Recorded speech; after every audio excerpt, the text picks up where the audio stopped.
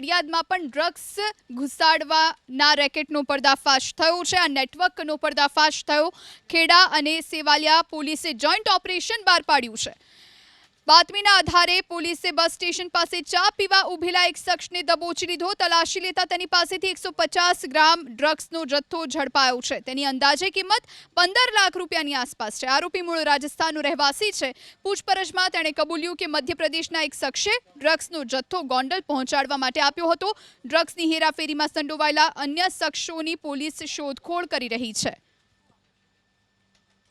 માહિતી મળેલી કે એક ઈસમ કે એનું સ્પેસિફિક વર્ણન મળી આવેલું। એ વર્ણનવાળો ઈસમ એ કોઈ પ્રતિબંધિત ડ્રગ્સ લઈને સેવાલિયા રેલવે બ્રિજ નજીક આવી રહેલ છે। ડાકોર અને સેવાલિયા પોલીસ સબ ઇન્સ્પેક્ટર તથા તેમની ટીમના માણસોએ જે એનડીપીએસ એક્ટની જે મેન્ડેટરી જોગવાઈ હોય એ જોગવાઈનું પાલન કરી અને સરકારી પંચો સાથે આ ઈસમને ઝડપી પાડેલ।